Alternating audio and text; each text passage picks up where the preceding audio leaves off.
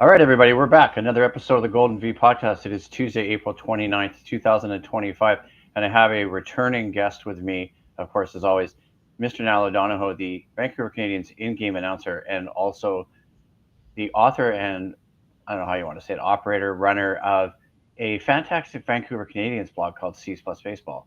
And why Niall is here this afternoon is to give us an update on the first month of the season as we head into a 6-game home series starting tonight against the Arizona Diamondbacks affiliate in the Hillsboro Hops. Niall, how are you? I'm doing okay, Ben. Thanks a million for having me on, and hope you and yours are good as well. Yeah, it's been a real up and down month. I mean, as the record would indicate, 10 wins, 11 losses. Um, Bit of a tough opening homestand after losing 4 out of 6 to the Eugene Emeralds after they started the year with 9 games on the road, finishing Right. 5-4. You know, they easily could have been 6-3, but just couldn't buy a key hit in one game against Spokane. So they get the series split there. And then things were looking great first part of the homestand after dropping the opening game.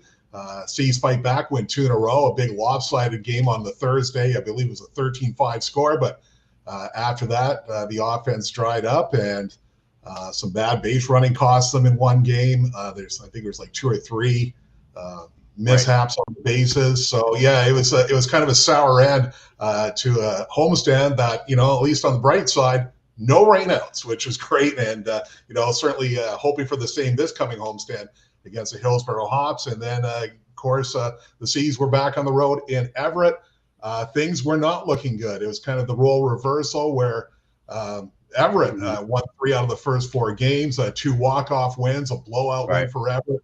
And then the C's were able to fight back in the latter half with, they had a comeback win of their own, actually, too, and a blowout win, to their own credit as well. So it was, I guess maybe it was kind of fitting us the way the series ended. Lots of ups and downs. You never know who's going to win the series, but Canadians did well on the weekend and were able to pull out a 3-3 record at Funko Field, a park that's very challenging for pitchers, but certainly a hitter's haven for the two offenses.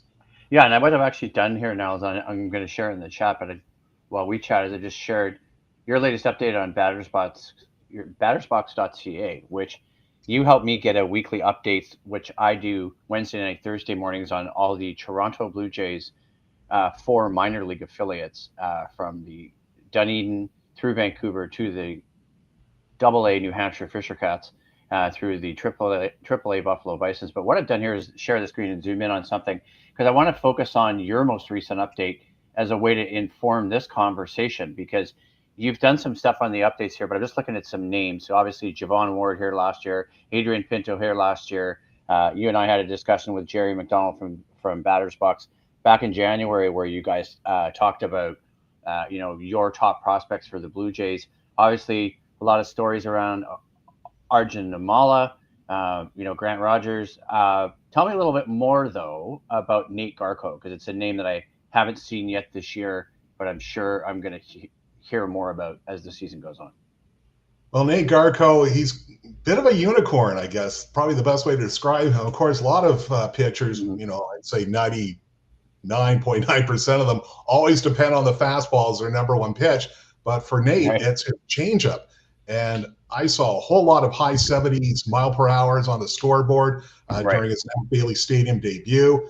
And he had a bit of a tough start to the year, but last 4 appearances been scoreless, and he's been piling up the strikeouts. He's looked really good, and he's so confident in his changeup. I had the chance to speak with Nate during the last homestand, and I guess kind of toot my own horn here. Just finished doing a C's chat with him, and it's actually on csplusbaseball.ca. Just published it today, so. I'm going to share it right now in the chat. So, I'm going to share it when I post this podcast, because I think that's really important to highlight the work you're doing. Yeah. Oh, no, thank you very much. And yeah, it was a very interesting chat. It was just interesting. He, basically he says he knows batters know it's coming, but he's still able to fool them with the changeup. So it's kind of a nice nice to see in a way, a pitcher that necessarily he's not going to throw 96, 97, 98 or hit triple digits on the radar gun, but kind of the pitchability aspect of it. It's kind of neat to see, to take like a Mark Burley or a Greg Maddux, guys who don't throw high velocity, but they're just so good with their pitches. They have to be, everything has to be fine with their pitches. They have to locate it so they can have success. And so it's been interesting seeing Nate pitch. An interesting story. I believe he's a 26-year-old.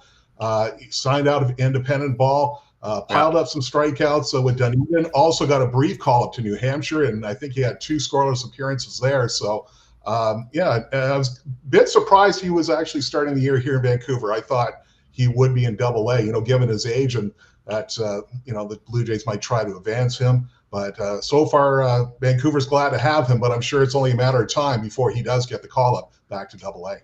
Yeah, and I was looking at your post here too now, because he said he was up in Double-A in early August. I'm assuming that's last year, striking out 3 batters over 3 innings and 3 appearances, finishing up the season in Dunedin where he fanned 30 batters in 21 innings. So yeah, sort of like in single A and then up to high A and then up to New Hampshire. So it'd be interesting to see what happens to him. Just reading a little bit more here. His first Northwest League victory against Eugene at Nat Bailey Stadium on April 17th, that first homestand. And obviously 3 shutout innings and 3 punchouts at Everett on April 26th. Sounds like in relief. But yeah, I know he's a 27-year-old guy, right? And he signed, I'm just looking at your question here, Canada Day, July 1st. He signed with the Blue Jays. So some interesting storylines there on Nate. But let's keep it moving here because there's lots of stuff to discuss. What's the status of a guy like Arjun Nimmala? Because that's something that everybody's going to want to know about. Obviously, I know I texted Chris Georges, who's one of the C's broadcasters, part of the C's broadcast team, about a massive home run he hit a couple weeks ago. But I think people are watching and waiting to see what's happening with Nimmala. Well, if he keeps going the way he's going right now, I don't think he's going to last the entire season in Vancouver. I'll tell you that much right now. Right. But he's been on a bit of a roll. 3 home runs, last 3 games, had a 10-game hitting streak, and I believe it was like 11-game on-base streak to start the year. He's been tremendous. Now has 5 home runs on the year. I was fortunate enough to be able to see a home run number 5. I was able to travel down to Everett for the day. And nice. Yeah, and I'll tell you what, it was really quite something. I was at the first base camera bay, and I was taking photos. Okay. And I think I got a decent one when he made contact. Anyway, a nice picturesque swing. Honestly, I had no idea the ball was out. Right. The place was just eerily quiet. You could almost hear a pin drop. I didn't really figure it out until he was kind of slowing up around second base. Okay, it went out. That's why. So. It was just really eerily quiet. I mean, I know fans are just filing in and all that, but I don't know. You might expect to hear a boo or, but it was just, I don't know. The fans just seem to accept it, Interesting. That's a really interesting thing. Yeah, I don't know if I saw that of it. on Twitter or not now. I don't know if I saw that on Twitter or not, but I'm going to have to look that up. But it is. It is on Twitter. Yeah, okay. MLB did put it out on Twiher, so you will get to see it. But it was a shot to straightaway center, and he also helped key the big rally in the 9th inning when the C's were down 6-4. They made it an 8-6 game. Then Everett fought back, and then the C's were able to score 1 in the 10th, and they were able to hang on and win it. So it was just a typical wild, wacky game at Funko Field where it seems like every fly ball has a chance to go out, and I've got to go there, and I just love the name. It's a really fun place. But it's just one of those things you could travel down the I-5, and I put that in my batter's box update last week on Wednesday night, Thursday morning when I said, I'd do a little summary of each team. I said, C's travel down the I-5. I don't know how many people got the reference, but yeah, I mean, you travel down the I-5, you cross the border into the U.S., and you can hit Everett and watch a game. You can hit Seattle and watch the Mariners. You can go south of Seattle and watch the Tacoma Rainiers, and you're seeing 3 Seattle Mariners teams, properties and prospects at, varying levels, right? And so that's always an interesting storyline to me when you can see, obviously the major league team is the most important, but I've always been curious about Funko Field. My parents, when they lived in the U.S., used to live near Cheney Stadium, if it's still called that. Yep. Right. So I've seen AAA ball there, but let's keep on moving. So who else is standing out to you so far this season? I mean, we obviously have to mention Victor Arias, right, because of his recent Northwest Player of the League nomination. That's right. One Player of the Week, and he had a couple of hits on Sunday as well. And he was in the leadoff spot. It's usually Adrian Pinto, so I'm not sure why Pinto is not playing. I don't know if just a maintenance day, but haven't seen anything on the transaction column just yet. But he was on base a couple of times. He also helped key that big ninth inning rally to help the Seas go ahead in that game. But he's really stood out as one of the top prospects. I think his prospect ranking, the way he's going right now, it's going to shoot up even further in the Blue Jays system. He's looked really good, and they're looking to him to cover center field, and has done a nice job there. So, he's just built really well, and he's got speed, and he's looked really good so far.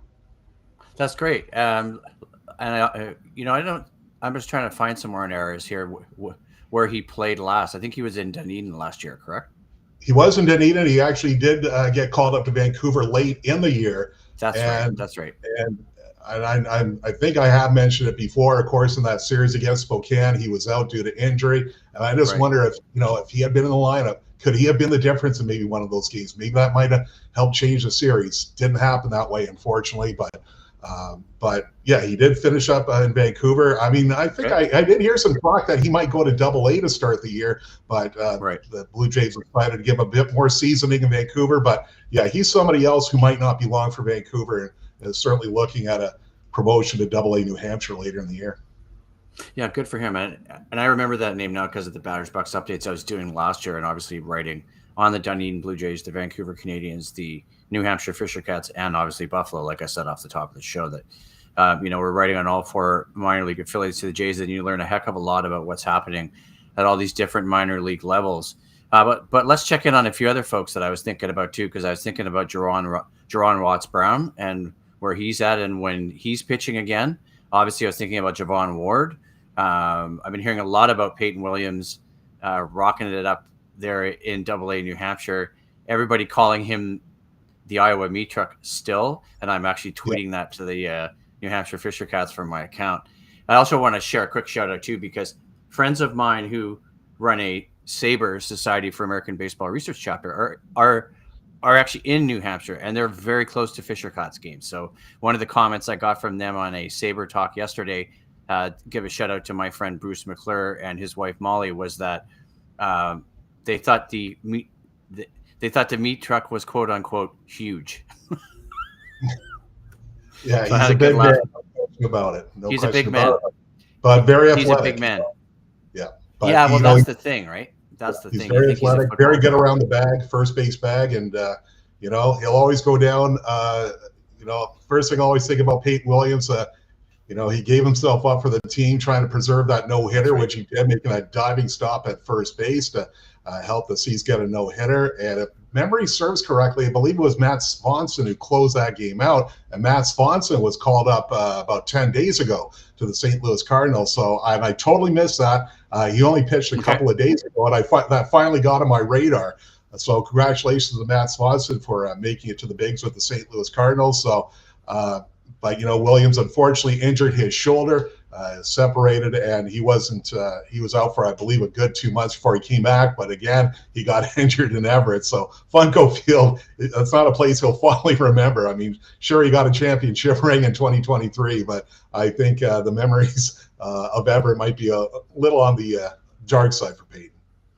Yeah, I was going to say, because every time I think about Spokane too, I always laugh, right? Because I was thinking about them playing us last 2 seasons in the playoffs, how they kicked our butt to close the first half of last year and win the first half, and then obviously our playoff series against them in the second half. And I was looking at the rankings in the Northwest, and it looks like Hillsborough is first, and they're in town tonight. So can we talk a little bit more about what's happening with Hillsborough, and is there anybody there we should be watching?